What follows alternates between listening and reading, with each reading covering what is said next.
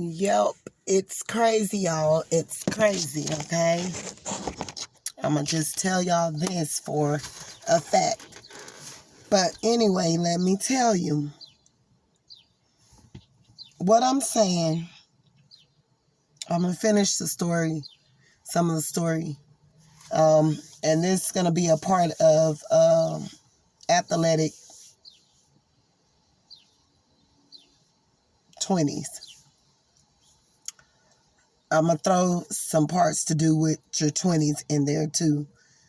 About experiences that I've faced and dealt with and, what's to come and woo. When we're young or whatever, we just think, like I say, it's time for us to live the life.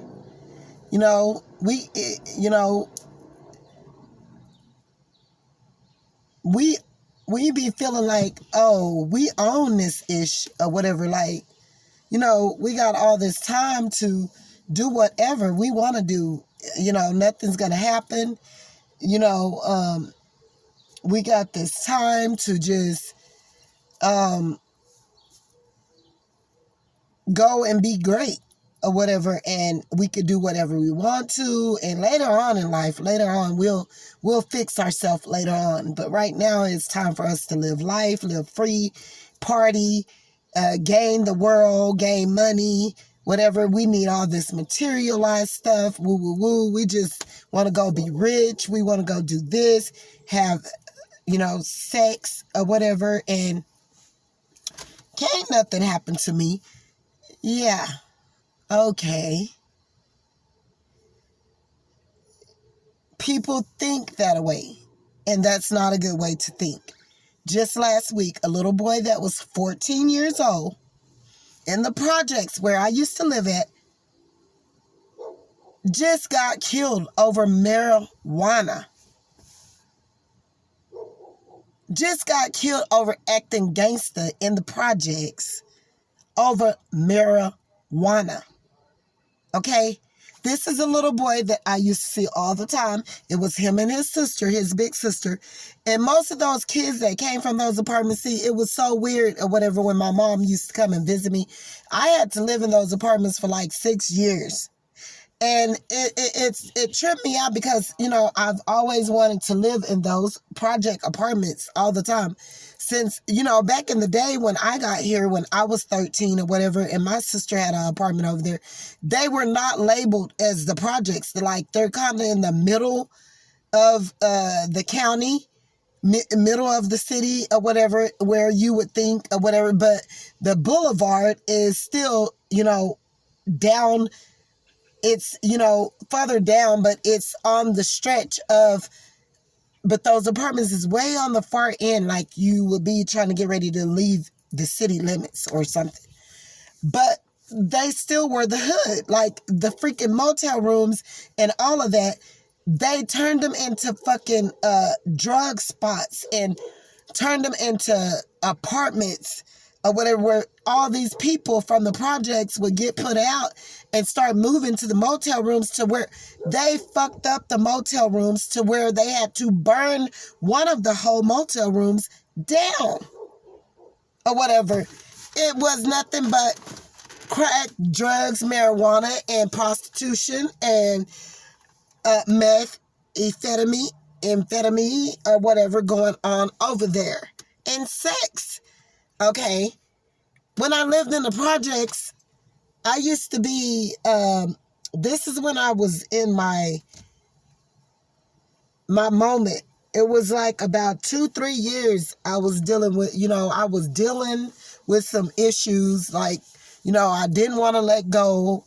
I wasn't really trying to heal. I was trying to keep the door closed on it, because I come from a place and space of, when I was younger, a little kid, me and my mom lived from pillow to post. We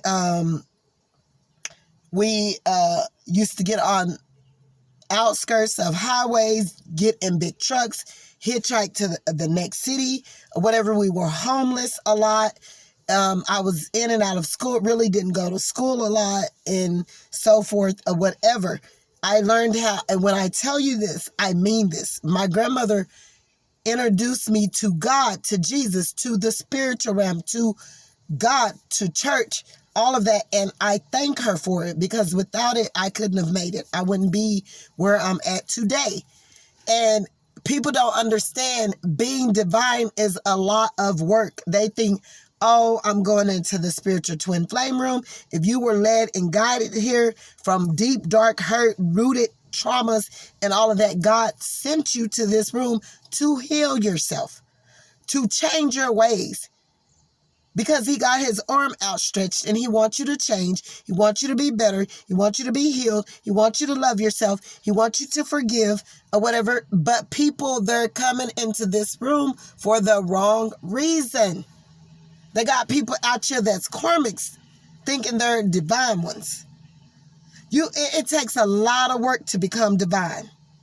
It takes a lot of work for you even to be able to get spiritual communication from the divine, to know what steps, and you're being led and guided where you need to go and what you need to do. But God still say we walk by faith and not by sight or whatever. So, or whatever, here's the deal. I've slept in parks when I were a little girl before I even got to my grandmother's house. I went to my grandmother's house at 10 years old. My mom, the church people got us our first apartment in this little town that my mom met, that we were living in that my mother's husband, let me get a drink, y'all. My mother's husband was from.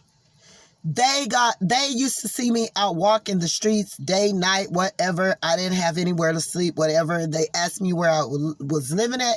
I used to go there in the daytime to get food, clothes, and things like that from the church in their pantry, and they always see me out. I didn't have nowhere to be, nowhere to go, woo, woo, woo. And they asked me, where do you live at? And they discovered or whatever that we were sleeping in the park. So they got us an apartment that they paid up from 3 to 6 months or whatever. And then they told my mom that she needed to go to the state, to the government, whatever, try to get her some help because, you know, apparently my mom ran away from home at a very young age. She didn't know how to do any of that stuff. We never really had. She told me that the government and the state and all of this and that was too nosy. They stay in your business too much. They want to know too much information. She don't want them in her business. And a lot of times from the age of 5, when I did check it and enroll in school in different cities that we were living in, I would have to walk to the school and enroll myself. My mom never went. She didn't even know, you know, how to respond or what to say, do whatever on the enrollment forms, anything like that. Okay? So,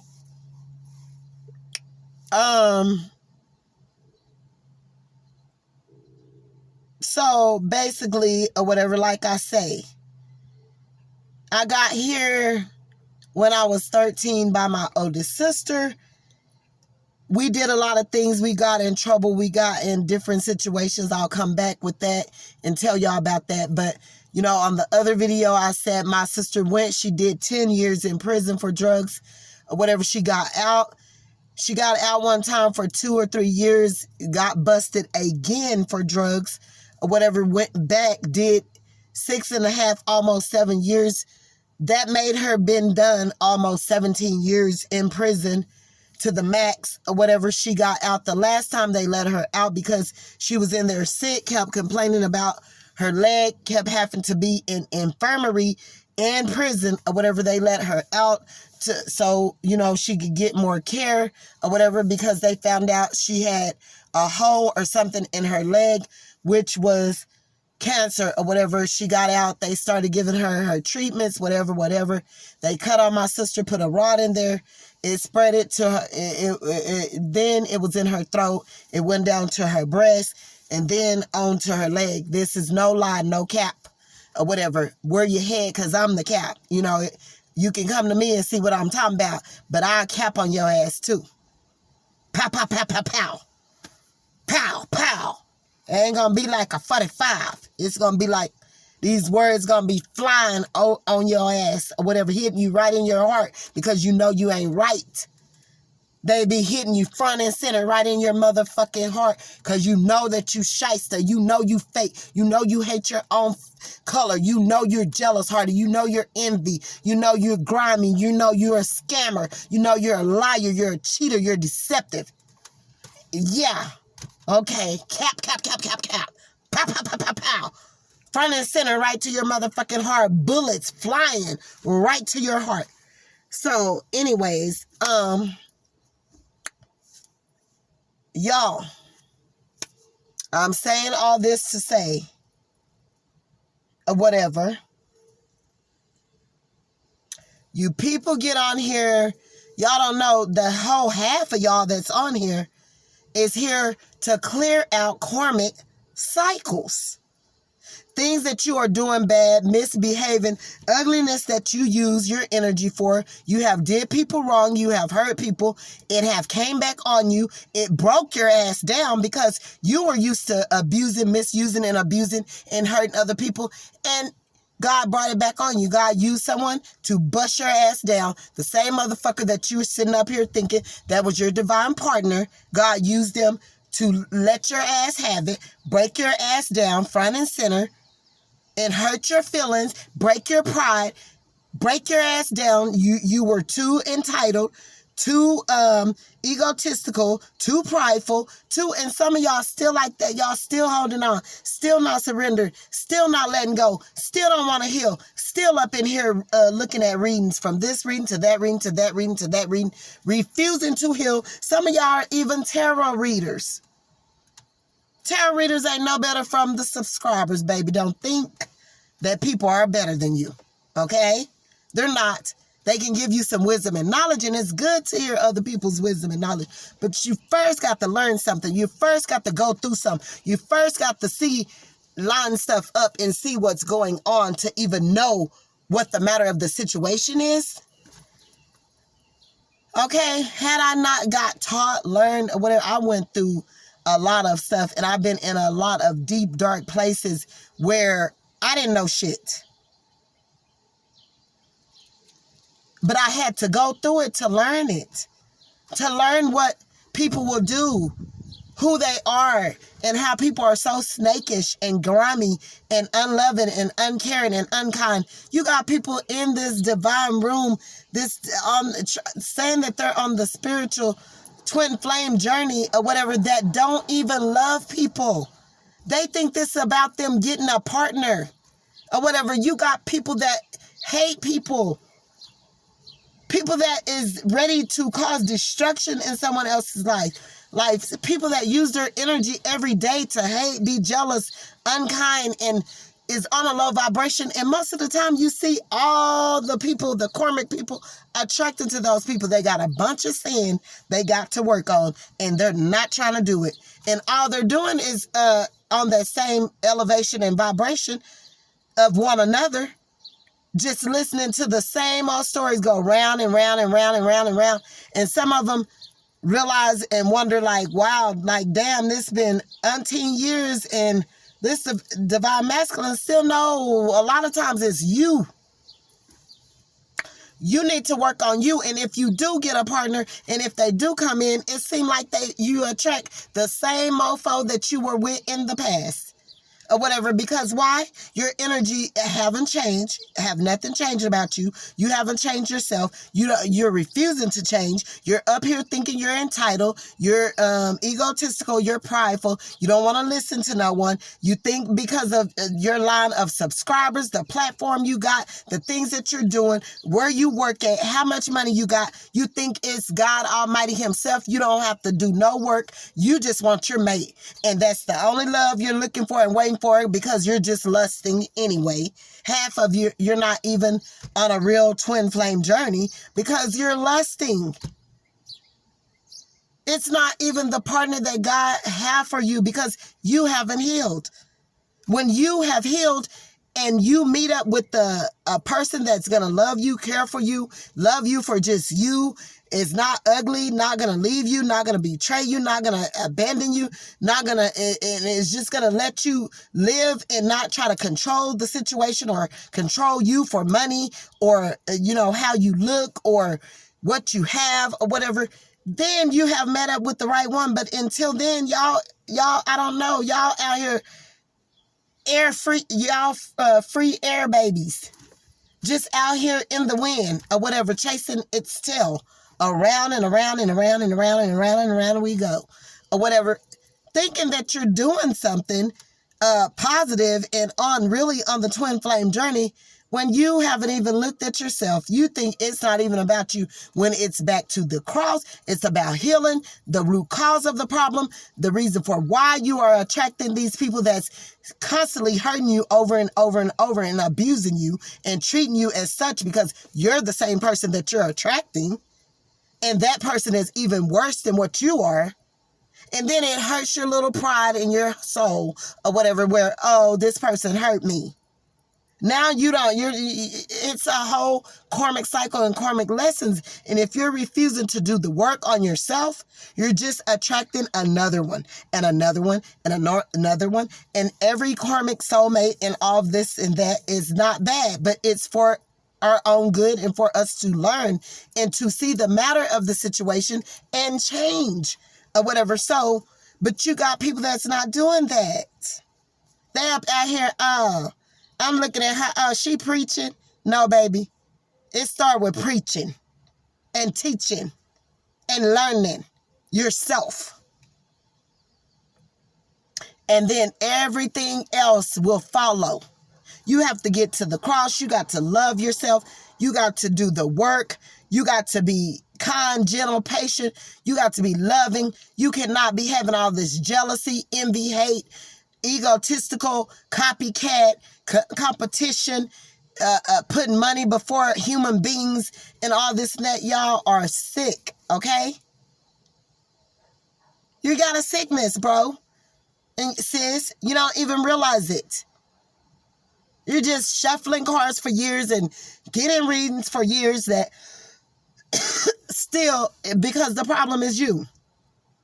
And then you got to love other people that surround you. And you got to quit treating people wrong and bullying people. Y'all linking up in these cliques in the tarot room, in the music industry, in the church houses and all this. And y'all got these little cliques that y'all using that's really secret societies that's in each department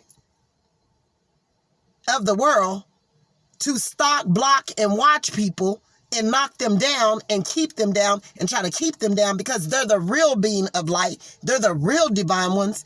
And you don't want to see them be heard or known because you know that they know the truth of the matter. You know they can see through your ass.